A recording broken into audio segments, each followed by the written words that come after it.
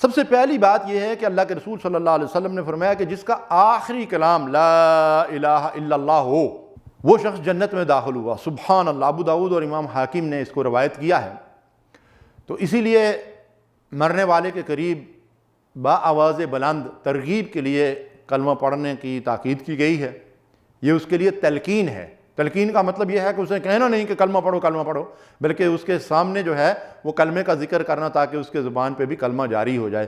تو جس کا آخری کلام لا الہ الا اللہ ہو گویا کہ اس کا خاتمہ ایمان پر ہوا ہے اور وہ جنتی شخص ہے۔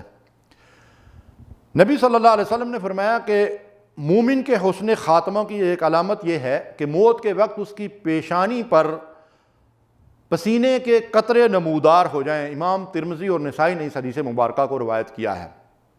یہ بھی حسن خاتمہ کی ایک علامت ہے۔ پھر فرمایا جمعہ کے دن یا جمعہ کے رات، یعنی جمعرات کی شام کو غروب آفتاب سے لے کر جمعہ کے دن شام کو غروب آفتاب تک، ان 24 گھنٹوں میں اگر کسی کی موت واقع ہو جائے تو وہ عذاب قبر سے محفوظ رہے گا۔ ظاہر ہے یہ بھی حسن خاتمہ کی علامت ہے اور بہت بڑی کامیابی کی ضمانت ہے۔ اللہ تعالی ہمیں نصیب فرمائے۔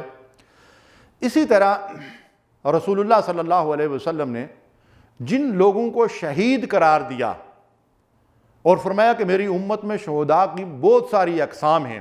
اب ایک موقع پہ رسول اللہ صلی اللہ علیہ وسلم نے صحابہ سے پوچھا کہ شہید کون ہے؟ تو لوگوں نے کہا جو اللہ کی راہ میں مارا جائے۔ تو رسول اللہ صلی اللہ علیہ وسلم نے فرمایا کہ پھر تو میری امت کے شہیدوں کی تعداد بہت کم ہو جائے گی۔ پھر آپ صلی اللہ علیہ وسلم نے مزید کچھ لوگوں کو شہداء کے اندر جو ہے وہ شمار فرمایا۔ تو حسن خاتمہ کی علامات میں سے ایک بہت بڑی علامت جس کو رسول اللہ صلی اللہ علیہ وسلم کی خواہش بھی قرار دیا گیا کہ آپ صلی اللہ علیہ وسلم نے فرمایا کہ میری یہ خواہش ہے کہ میں اللہ کی راہ میں قتل کیا جاؤں پھر زندہ کیا جاؤں، پھر قتل کیا جاؤں پھر زندہ کیا جاؤں، پھر قتل کیا جاؤں پھر زندہ کیا جاؤں۔ اللہ اکبر۔ تو جو لوگ اللہ کی راہ میں مارے جاتے ہیں جہاد کرتے ہوئے، دین اسلام کا دفاع کرتے ہوئے، کسی اسلامی ملک کی سرحدوں کا دفاع کرتے ہوئے، اللہ کے دین کی سربلندی کے لیے لڑتے ہوئے، تو ایسے شہداء جو ہیں ان کی زندگی قابل رشک اور ان کی موت بھی قابل رشک۔ یہ بھی حسن خاتمہ کی ایک علامت ہے۔ لیکن اس کے علاوہ جن لوگوں کو رسول اللہ صلی اللہ علیہ وسلم نے شہداء کی فہرست میں شامل کیا، ارشاد فرمایا کہ کوئی بھی حادثاتی موت ہے، کیونکہ نبی کریم صلی اللہ علیہ وسلم نے فرمایا جو پانی میں ڈوب کر مر جائے، جو دیوار گر کر مر جائے، جو آگ لگنے سے مر جائے، جو عورت زچگی کی حالت میں فوت ہو جائے، جو پیٹ کے درد کی کسی طرح کی بیماری، طاعون، ہیضہ وغیرہ کی بیماری سے مر جائے، وہ جو آنتوں کی بیماری کا مریض ہو کر مر جائے، تو ان سب کو رسول اللہ صلی اللہ علیہ وسلم نے شہداء میں شمار کیا۔ امام بخاری نے اس حدیث کو روایت کیا ہے۔ اللہ اکبر۔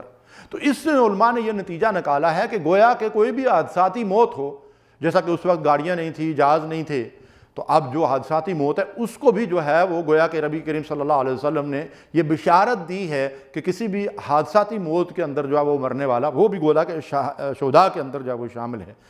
اسی طرح ایک ایسا مرض جس میں پھیپھڑے متاثر ہوتے ہیں اور کھانسی اور بخار زیادہ ہو جاتا ہے، موجودہ دور میں جو کورونا کا مرض ہے، اس کی خاص نشاندہی رسول اللہ صلی اللہ علیہ وسلم نے ایک حدیث کے اندر فرمائی ہے اور اس بیماری کی علامت یہ بتائی ہے، اور شارحین حدیث نے لکھا ہے، فقہ کی کتابوں کے اندر بھی یہ مسئلہ لکھا ہوا ہے کہ اس میں پھیپھڑے متاثر ہوتے ہیں اور کھانسی اور بخار جو ہے وہ زیادہ تیز ہوتا ہے، اور آپ دیکھیں کہ موجودہ جو ہے کورونا مرض ہے اس کی یہی علامات ہیں۔ تو ان علامات کے ذریعے سے جو بیماری ظاہر ہوتی ہے اس کے ذریعے سے مرنے والا بھی شہید ہے۔ یہ بھی ایک قابل رشک موت ہے۔ آج ہم اسی موت سے گھبرا تو جاتے ہیں لیکن یہ شہادت کا مرتبہ جو ہے وہ ہر کس و ناکس کو ملنے والا نہیں ہے۔ اسی طرح جو شخص اپنے مال و اسبار و اپنے اہل و عیال کا دفاع کرنے میں ڈاکوں کے ذریعے سے کسی اور وجہ سے جو ہے وہ اگر قتل کر دیا جائے تو وہ بھی شہید ہے اور وہ بھی خوش نصیب ہے۔ جو اپنی جان کا دفاع کرتے ہوئے جو ہے وہ ناحق قتل کر دیا جائے وہ بھی جو ہے وہ شہیدوں کے اندر شامل ہے۔ جیسے حابیل اور قابیل کا معاملہ ہے، قابیل نے حابیل اپنے بھائی کو قتل کر دیا اور اس نے جو ہے وہ قاتل کا ہاتھ روکنے کے لیے اس کے خلاف ہتھیار نہیں اٹھایا، صبر کیا، تو اللہ کی راہ میں وہ بھی شہید ہو گیا۔ اور اسی طرح جو اللہ کے دین کا دفاع کرنے والے ہیں ان کا خاتمہ بھی اس میں عمل پہ جو ہے وہ ہوتا ہے۔ تو گویا کہ جو موت بھی اللہ کی راہ میں آئے اسی طرح حج عمرہ کرنے والا اگر اس حالت میں جو ہے وہ وفات پا گیا ہے تو اس کے لیے بھی کامیابی کی بشارت ہے، اور نبی صلی اللہ علیہ وسلم نے فرمایا کہ قیامت کے دن وہ تلبیہ کہتے ہوئے جو ہے وہ کھڑے ہوں گے، احرام ہی کی حالت میں ان کو دفن کر دیا جائے۔ اس طرح اگر کوئی رزق حلال کی تلاش میں نکلا ہوا ہے تو یہ بھی اس کو بھی بہت بڑا جہاد قرار دیا گیا، اور حضرت عمر رضی اللہ تعالیٰ عنہ فرماتے ہیں کہ میں یہ تمنا کرتا ہوں کہ 2 وادیوں یا 2 گھاٹیوں کے درمیان رزق حلال کی تلاش میں مجھے موت آئے۔ اللہ اکبر!